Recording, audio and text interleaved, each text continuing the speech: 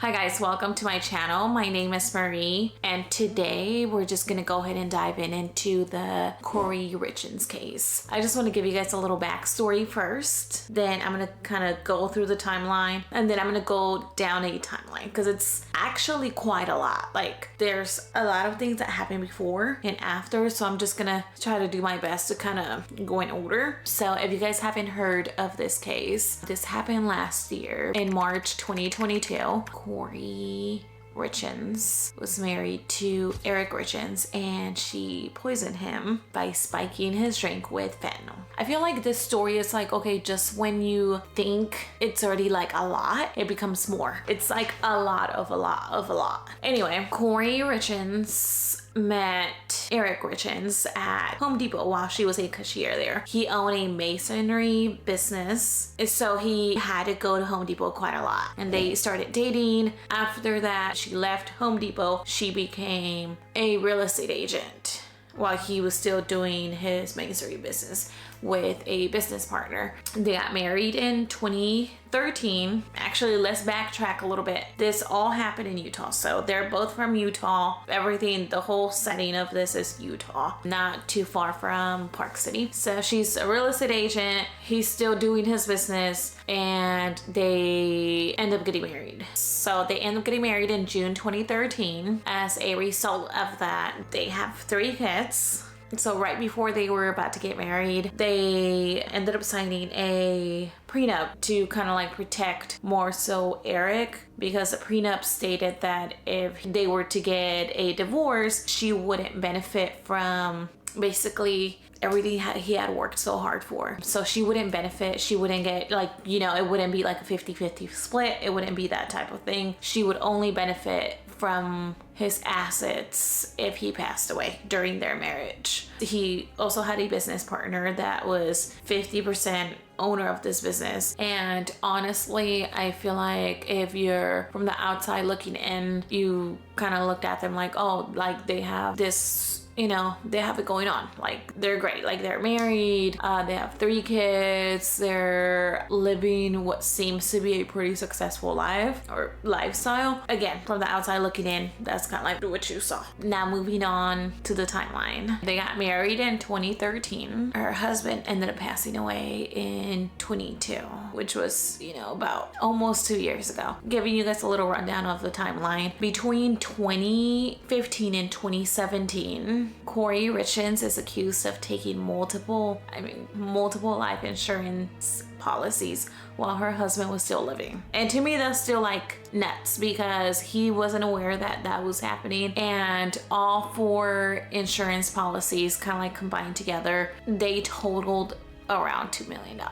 I feel like $2 million is going to be kind of like the key number in this whole situation, and you guys will see kind of like a pattern of that. Moving on to September 2020, which again, that's almost 4 years ago, which is still kind of like recent. Kouri Richins takes out a $250,000 home equity line of credit on their home without him basically like knowing again. And she also stole, I'm saying stole because it's like, hey, if you take money from a certain person and they don't know and they're not aware and you don't bring it to their attention, that's stealing. So she had stole over $100,000 from his business account. On top of that, she also ran his credit cards up over $30,000. To top all that off, she was also supposed to be making payments, quarterly tax payments for his business, and come to find out she was not making the payments and she was pocketing the money that was supposed to be for taxes, and that totaled roughly around $130,000. It could be more. At some point, Eric confronted Kouri. Kouri decides, you know, hey, I'm gonna pay you back. And yeah, that was that. So that was in September 2020. In October 2020, Eric then goes and he consults a divorce attorney and an estate planning attorney. Obviously, because there was probably already like some red flags, or a big red flag. But this whole time he was trying to stay, you know, in the marriage because they did have 3 kids. So I totally understand that. When he consulted these attorneys, he ended up changing his will. He also formed a living trust and placed his estate under the control of his sister. again, like Kouri didn't know that any of this had happened. So almost like a little over a year had already went by. And at this point, we discovered that Eric Richins and his business partner had $2 million insurance policies kind of like on each other, just to kind of, hey, if something happens to you, I'm kind of like covered on this end. And if something happens to the other business partner, to like the other 50%,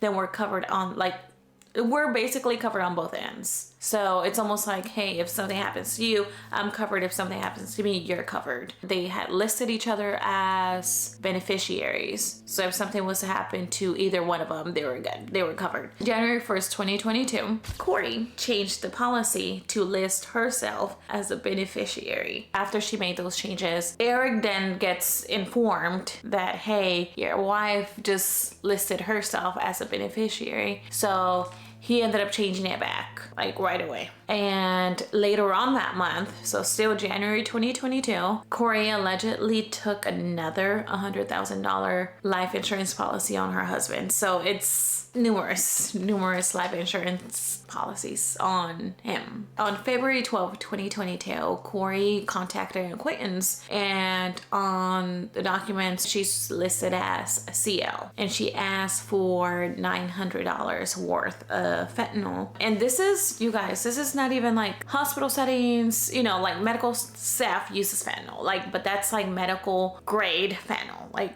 this was not that. This is like street fentanyl. She also contacted CL several other times, but whatever, you know, the contents of the messages is unknown, because she did go and deleted the messages from, you know, when they were in contact. And CL told authorities that she gave Kouri Richins the fentanyl pills on either February 11th or February 12th. So it was, you know, either one of those dates. On February 14th, so now it's Valentine's Day, Kouri makes Eric a sandwich, puts it in his, you know, work truck, and leaves it there with a note. He then gets sick from after eating that. Mind you, she had just gotten fentanyl pills like days before that happened. He gets sick. He ends up taking some Benadryl, uses his son EpiPen, and he just goes to sleep. Because, you know, if you guys have taken Benadryl before, that just kind of like knocks you out for a long time. He had difficulty breathing, and he also had like broke out in hives. So it's like, I feel like the first reaction is, hey, let me just, maybe I'm having an allergic reaction. But come to find out, based on the documents, Eric believed that his wife had tried to poison him. Now we're on late February. About 2 weeks after that, Kouri contacts CL again, and she's asking her, quote unquote, for some of that Michael Jackson stuff, which to me, I'm like, this is a whole different drug. Like, this is not even the same thing. Then after that, they ended up making another fentanyl cash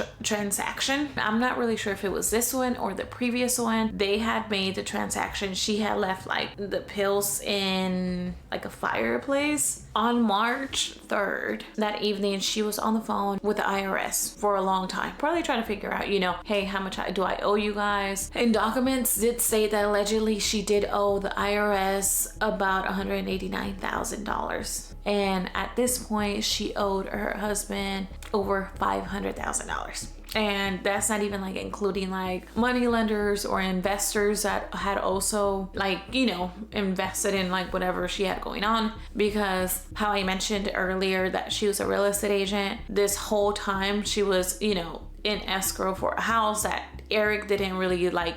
He didn't really want no parts in it, but she still ended up going for it. She was supposed to fix it up and flip it. It was huge. Like, this property was like a mansion, basically. Now, moving on to March 4th. This is when Eric is found on his bed unresponsive by Kouri. She allegedly didn't have her phone with her the whole time. She had said that, hey, I didn't sleep in the bedroom with him. I actually went to one of the kids' rooms because he was having a nightmare. So I ended up going to sleep in there, and I wasn't on my phone. I left my phone in the room. But come to find out, her phone had been unlocked during the night, and it had also moved around a little bit after 3 a.m. and then she finds him. She had made him a drink, like a cocktail drink, the previous night to kind of like celebrate the closing of like this escrow situation. So it was kind of like supposed to be like a celebration. She ended up spiking it with fentanyl. They did find fentanyl in his system, 5 times the lethal dose. According to the medical examiner, they believe that Eric had ingested the fentanyl orally.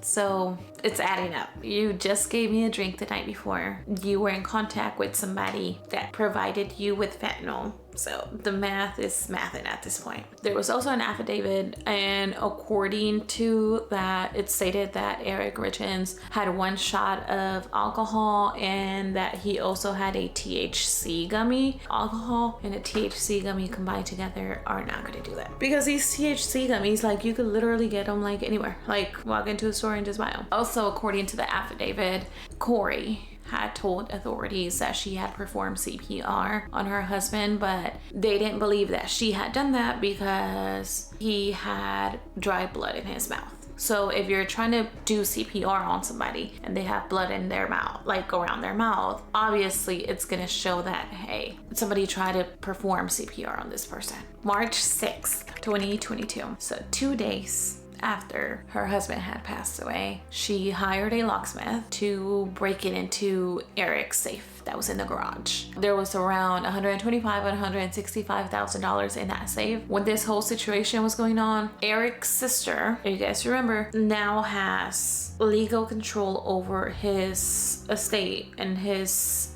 property and his belongings. You know, she shows up to the house, she finds out, and, you know, it's a whole confrontation, you know, like, oh, no, you're not gonna break into my brother's safe because that's not your stuff. And again, she had no knowledge that his sister was over his estate now. At one point during this, you know, back and forth, Kouri ends up physically assaulting his sister over the safe. Authorities get called, the attorney gets called, and then we find out that Eric had created a living trust before he passed away. On March 9th, allegedly, Kouri writes a backdated check to CL, her drug dealer. I mean, that's really what CL was in this whole situation. Her dealer writes her backdated check for $1,300 for exchange for more fentanyl pills. At this point, CL told authorities that she had left the pills in a different, like in a whole different house that belonged to Kouri. And I'm not really sure if this was like the house that she was in escrow, like this big mansion, or if it was like a different house, because she was an agent. So months after that, Eric's sister hired a private investigator to basically keep an eye on Kouri and see if, you know, they were really trying to investigate his death. Because at one point before Eric passed away, he had shared with his family that, hey, if something happens to me, Kouri did it. Like, he already kind of knew that she was trying to do something to him. So his family was aware, and they were also battling over who his trustee was. And I am so sorry, guys, but I totally forgot to mention that right after her husband had passed away, like literally right after, supposedly she had a celebration party to celebrate the closing of escrow on this, you know, mansion that she had planned on flipping. And mind you, I'm like, who in their right mind has a whole celebration? Like, even if it was like such a big deal, like who even has a big celebration right after their spouse passes away? So now it's March 7, 2023, a whole year after her husband passed away. She publishes a book that's geared towards kids and helping them navigate grief, loss, and the book was titled, Are You With Me? And it was dedicated to, quote unquote, my amazing husband and a wonderful father. And according to the Amazon description on the book was created to create peace and comfort for children who have lost a loved one. And I'm gonna be real with you guys, I did go search for this book. I went on Amazon to see if it was still for sale, if people could still buy it, and I couldn't find it. I think the message is great, it's just the wrong messenger. And it's just kind of the level of betrayal to those kids. I'm like, not only did you kill their dad, but you also wrote a book to help them grieve about something that you created. It's almost like the nerve of you to create something, but you caused this. I don't know. I'm just like, okay, please make it make sense. who in their right mind? Obviously she was in her right mind, but also who in their right mind would even think about it's disgusting. So on April 6th, she did an interview, basically kind of like promoting her book, talking about it a little bit. In the interview, she also said that the incident happened unexpectedly. My husband passed away unexpectedly last year, so it's March 4th was a 1-year anniversary for us, and he was 39. It completely took us all by shock. Really. On May 8th, Kouri Richins was arrested on charges of aggravated murder and also 3 counts of possession of a controlled substance with intent to distribute. On June 10th, her attorneys argued for her to be released and also denying allegations, also arguing the fact that there was no substantial evidence to support the charges. On August 18th, prosecutors told the court that they had reached the decision to not pursue the death penalty after talking and discussing it with sisters and Eric's father. So Eric's sisters and Eric's father. On September 18th, Kouri was accused of witness tampering, and the reason why they even found out, she had wrote a letter to her family basically giving her brother instructions on, you know, if he was a witness, this is basically say all of this, that way you're backing me up. And the letter basically said, hey, tell them that Eric was going to Mexico to get drugs. Basically, they found this letter in her cell after she had a seizure due to some medication that she was given. They ended up doing a search, they found the letter. To me, I'm like, you don't think that they're gonna read that? It's clear as day that she did it. Obviously, I am not a professional in this field, but I don't think you need to be to know that, hey, she clearly did this. Like, there's a whole history of the whole thing leading to her doing it. Even her own husband suspected that, hey, if something happens to me, she did it. And also what I found disturbing was her Google searches. Some of those Google searches included luxury prisons for the rich, also signs of being under federal investigation, delay in claim payment for death certificate with pending cause of death. And I'm like, you didn't think they were gonna see that?